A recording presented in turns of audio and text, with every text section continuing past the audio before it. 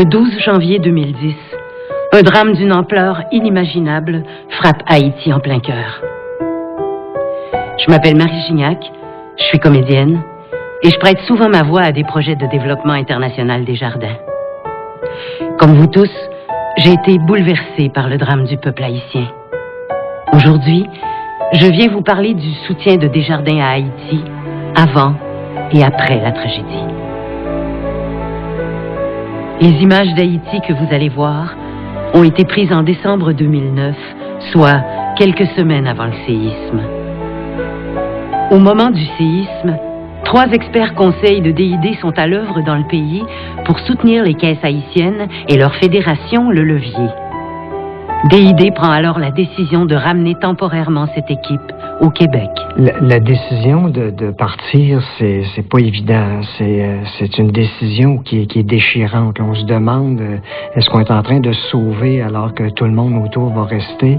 Mais en même temps, rapidement, rationnellement, tu dis, l'état des lieux fait qu'on serait probablement pour quelques semaines une nuisance plus qu'une assistance, là. Le mouvement Desjardins intervient rapidement. On annonce un appui financier à la Croix-Rouge et dans un geste de solidarité institutionnelle, une collecte de fonds internes est lancée afin de soutenir la reconstruction de la Fédération Le Levier.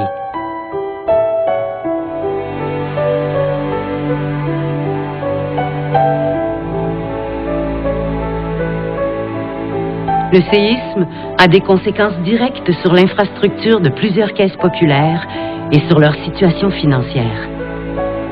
Des employés de caisse et des dirigeants ont perdu la vie. À la Fédération Le Levier, tous sont sains et saufs, mais plusieurs ont perdu des proches et leurs conditions de vie restent difficiles. Dans ces circonstances éprouvantes, DID leur réitère son soutien. Nous, on a toujours favorisé des partenariats à long terme pour pouvoir construire avec le partenaire, évoluer avec le partenaire. Actuellement, ce partenaire-là, il vit une situation de crise. On est en partenariat avec lui pour une finalité de construction. On va rester avec lui pour la reconstruction. Il faut dire que le modèle des caisses Desjardins a inspiré les Haïtiens dans la création de leur première caisse populaire il y a 60 ans. À l'époque, notre seule référence, c'était le petit catéchisme des Jardins. Et que, généralement, l'on distribuait et que l'on expliquait, que l'on interprétait. Et parfois, on prenait un mois et demi avec 12 séances pour exposer le petit catéchisme des Jardins, d'accord, aux gens, cela. Et c'est après quoi que la caisse était montée. Ce qu'on a vu, qui est l'une des plus grandes caisses du pays actuellement, est passée par là. On était logés pratiquement dans un taudis à l'époque, petite maison. Et puis en 1995, pendant que le gouvernement a signé un contrat avec ADI pour la relance du mouvement coopératif, et puis DID a rencontré les dirigeants de la Socolaville à Saint-Marc et Développement International des Jardins leur a dit qu'ils ne peuvent plus rester là. Ils doivent se mettre en dehors pour qu'on puisse les voir. Donc c'est ainsi qu'on a commencé à s'installer sur la grande rue de Saint-Marc. Et puis c'est de là que tout a démarré. Et DID a vite compris l'importance de développer l'aspect entreprise au niveau des caisses à côté de l'aspect association qui prévalait. Donc c'est à partir de l'arrivée de DID qu'on a commencé à instaurer de nouveaux systèmes comptables dans les caisses. Avec le soutien de DID et le financement de l'Agence canadienne de développement international, la Fédération des caisses populaires haïtiennes Le Levier est devenue la plus importante institution de finances de proximité du pays.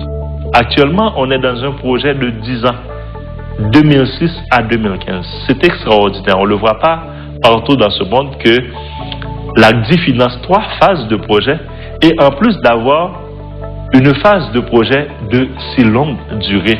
Les premières rencontres ont débuté depuis 2002 et la fédération s'est concrétisée pratiquement 5 ans après, en 2007. Donc ça vous dit tout le chemin qui a été parcouru. La fédération est très importante puisqu'elle joue un rôle d'organisation à l'intérieur des caisses. Donc, elle va jouer un rôle critique dans la reconstruction aussi. La fédération, le levier, va devenir un outil de développement fort important pour la reconstruction dans les communautés où œuvrent les caisses. C'est une fédération dont nous sommes très fiers. Très fiers, c'est un bébé qu'on cajole bien, parce que déjà, et comme je le dis souvent, c'est à nous de faire fonctionner notre fédération. Le levier peut compter sur des idées pour l'accompagner dans son appui aux caisses, mais aussi dans la conception et le déploiement de nouveaux produits et services financiers. Sur le plan technologique, la carte à puce et le service intercaisse en sont de bons exemples, qui ont vu le jour grâce au soutien financier de la fondation Bill et Melinda Gates.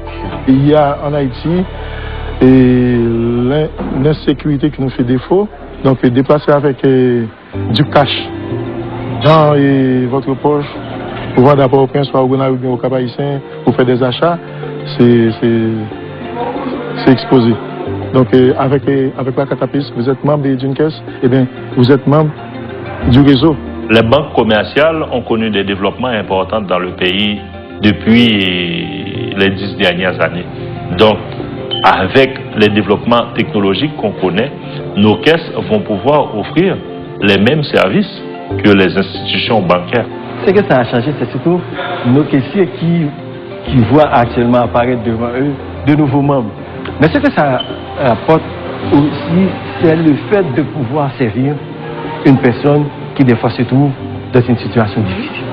Une autre innovation mise de l'avant par la Fédération Le Levier est le crédit écolage ou crédit scolaire, un prêt consenti par les caisses à des parents moins fortunés pour acquitter les frais de scolarité de leurs enfants.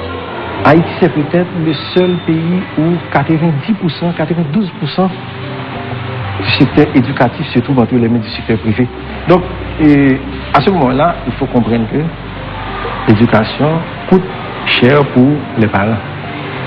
Et dépendamment de la... Par exemple, quand l'école s'ouvre en septembre, certains parents n'ont pas assez de moyens pour envoyer les enfants à l'école.